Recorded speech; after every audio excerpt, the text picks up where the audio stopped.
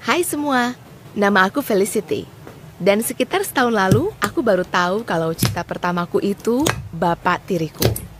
Cerita ini gila banget. Jadi yuk kita mulai dari awal. Waktu aku umur 15, orang tuaku melewati perceraian berat. Itu brutal deh. Mereka bahkan berantem tentang siapa yang bakal bawa alat makan dan siapa yang bakal bawa panci. Aku lihat orang tuaku yang penyayang ini berubah jadi monster.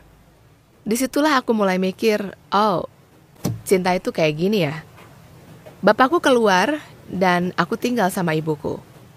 Selama beberapa tahun ke depan, ibu nggak bertemu pria manapun. Ibu kebanyakan cuma ke kantor dan di rumah.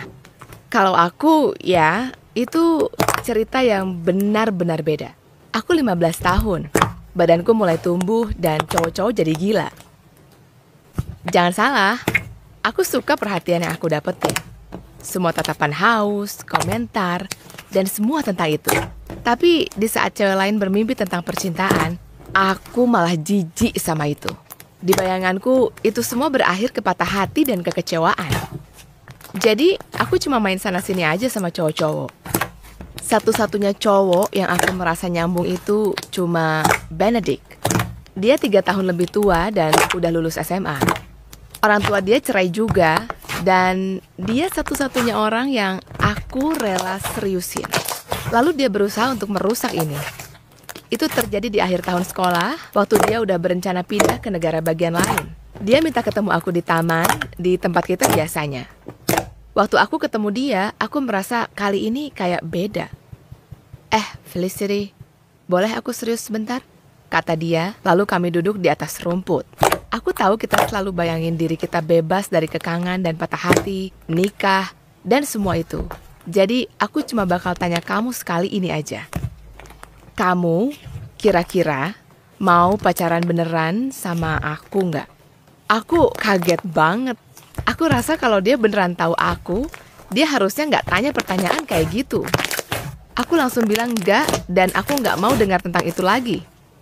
Dan memang enggak. Sebenarnya, aku nggak dengar dari dia lama banget, sekitar 3 tahun. Tapi aku bakal bahas itu lagi nanti. Pada awalnya, kehilangan dia rasanya nggak masalah. Aku main sama cowok lain, kayak Jason, yang suka sama ide punya hubungan terbuka. Tanpa label, tanpa apapun. Tapi setelah beberapa lama, dia jadi protektif dan cemburuan. Bahkan kadang agresif, sampai aku harus putusin dia.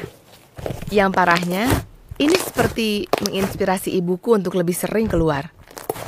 Waktu aku umur 17, ibu mulai menjalani hidup poliamori yang aneh. Hampir setiap pagi, aku sarapan dan melihat pria paruh baya setengah telanjang yang beda sedang makan sandwich. Dan ibu nggak menutupi itu. Dinding kami lumayan tipis, jadi kalau malam, aku harus pakai earphone karena aku udah jelas nggak mau dengar ibu aku senang yang kayak gini. Tapi ada satu momen yang bikin aku terkejut banget. Waktu itu udah deket sama hari wisuda aku bangun lebih pagi dan sedang bikin sarapan pakai baju tidurku. Lalu aku dengar langkah kaki. Aku menoleh dan lihat Jason. Dia berdiri di depan pintu memegang kunci mobil. Aku mulai teriak, menyuruh dia keluar. Dia kelihatan bingung banget, lalu ibuku turun tangga memakai lingerie yang hampir nggak menutupi kemaluannya. Dia mendekat ke Jason dan menciumnya, lalu mereka berpisah, mengabaikan situasi ini. Aku tahu harusnya aku menangani situasi ini lebih baik, tapi aku marah banget. Aku lempar pancinya ke jendela. Ibuku mulai teriak dan bilang aku gila, sama sekali nggak sadar apa yang dia lakuin.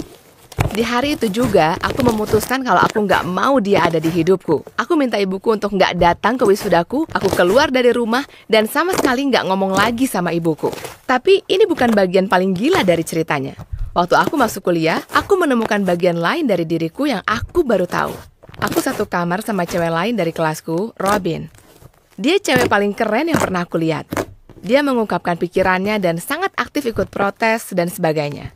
Aku ingat satu hari ini, kami sedang siap-siap mau tidur dan Robin baru balik habis mandi, mengenakan handuk untuk menutup tubuhnya. Aku nggak bisa berhenti lihat dia. Dan waktu dia matiin lampu dan aku tutup mataku, aku terus lihat dia di kepalaku. Aku kesulitan untuk tidur Aku bertanya-tanya apa yang terjadi pada diriku. Aku mungkin nggak tenang di kasur karena Robin dengar dan dia tanya aku kenapa. Aku mau jadi pemberani, walaupun cuma sesaat. Jadi aku berdiri, berjalan ke arahnya dan aku menciumnya. Pagi itu aku bangun di kasurnya, bingung. Dia bilang kita nggak perlu ngomongin itu kalau aku nggak mau. Tapi aku mau. Untuk pertama kalinya dalam hidupku, aku benar-benar mau. Butuh waktu 2 minggu untuk aku akhirnya bilang kalau aku suka dia. Dan dia baik untukku, ngerti kan? Dia mendorong aku untuk ngomong sama ibuku dan menyelesaikan masalahnya. Lalu aku memilih untuk pulang waktu Thanksgiving. Sayangnya, aku nggak tahu apa yang bakal aku hadapi. Sehari sebelum Thanksgiving, aku dan Robin naik bis yang sama ke kampung halamanku karena kakaknya mengundang dia untuk merayakan Thanksgiving dengan dia. Kami sampai di halte bis, dan kami mengucapkan perpisahan yang sedih karena kami nggak akan ketemu selama seminggu. Lalu, kami jalan ke arah yang sama. Itu kebetulan yang aneh. Tapi setelah 20 menit, kami sudah benar-benar dekat rumahku. Dan ini jadi nggak lucu lagi. Aku tanya dia di mana alamat rumah yang kakaknya kasih ke dia. Lalu dia tunjukin ke aku. Dan aku nggak percaya. Itu rumah ibuku. Aku mulai mengetuk pintu rumah ibuku dengan sangat bingung. Aku masuk, sudah siap untuk lihat salah satu pacar ibuku nongkrong dengan kemaluan mereka yang kemana-mana. Tapi aku nggak nyangka ini. Aku dengar seseorang di dapur, jadi aku langsung ke sana dan lihat siluet yang gak asing. Ibuku jalan dari belakangku dan memelukku. Tapi aku nggak bisa berhenti melihat orang itu. Rambut itu, tangan itu. Ibuku bilang, gini, kita kan tadinya nggak dalam keadaan baik, jadi ibu nggak bilang apa-apa. Tapi ibu nikah lagi, Felicity. Dan cowok itu balik badan dan menjatuhkan piringnya waktu dia lihat wajahku. Dan itu bukan akhirnya. Karena pada saat itu, Robin lari untuk memeluknya dan teriak, "Hai kakak!" Rasanya waktu seakan berhenti. Ini sudah sekitar 4 tahun sejak aku lihat dia, Benedict. Cowok yang waktu aku umur 15, aku mau habiskan hidupku bersamanya walaupun nggak dengan cara tradisional. Sekarang ada cincin di jarinya, cincin yang bikin dia jadi bapak tiriku. Dan dia punya adik yang lagi aku pacarin. Ini benar-benar udah gila. Kami nggak bahas ini sama sekali sepanjang makan malam. Dan dia menawan seperti biasa, menceritakan cerita luar biasa selama dia kuliah. Ibuku mulai cerita kisah mengharukan yang menjijikkan tentang gimana mereka bertemu, dan aku nggak tahan lagi. Aku bilang permisi dan aku keluar untuk ke kamar tidur lamaku. Aku buka jendela dan berusaha untuk bernafas. Itu saatnya aku merasa seseorang bernafas dekat telingaku. Sangat dekat, terlalu dekat. Harusnya aku tahu dari sifat ibu kamu yang membara dan kecerdasannya. Kalian emang mirip banget, kata Benedict. Aku tahu ini kayak buah yang terlarang. Tapi rasanya luar biasa berada di dekat dia. Dia satu-satunya orang yang bisa bikin aku terbuka dan jujur.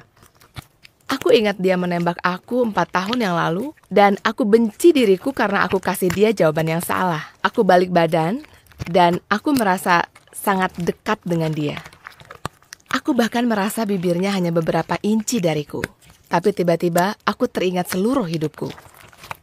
Orang tuaku merebutkan barang-barang, ibuku nggak peduli kalau aku sedih karena dia lagi senang-senang dengan Jason. Bukan cinta yang salah, tapi orang-orang yang egois. Egois mengarah ke patah hati. Jadi aku cium pipi dia dan bilang kalau aku bahagia untuk mereka. Aku balik ke meja makan dan kami menjalani malam yang paling menyenangkan. Tahun ini adalah tahun terberat bagiku. Setiap kali aku dan Benedict menghabiskan waktu bersama, rasanya benar. Tapi aku lihat dia dan ibuku bersama dan mereka bahagia. Walaupun jarak umur mereka jauh banget, mereka membuat satu sama lain tertawa. Dan aku juga bahagia sama Robin. Akhirnya, aku cerita semuanya ke dia dan dia mengerti. Dia nggak cemburu dan dia nggak marah. Iya, saat ini aku jatuh cinta sama 2 orang. Bapak tiriku dan adiknya. Tapi kalian bisa cinta sama orang dengan cara yang beda.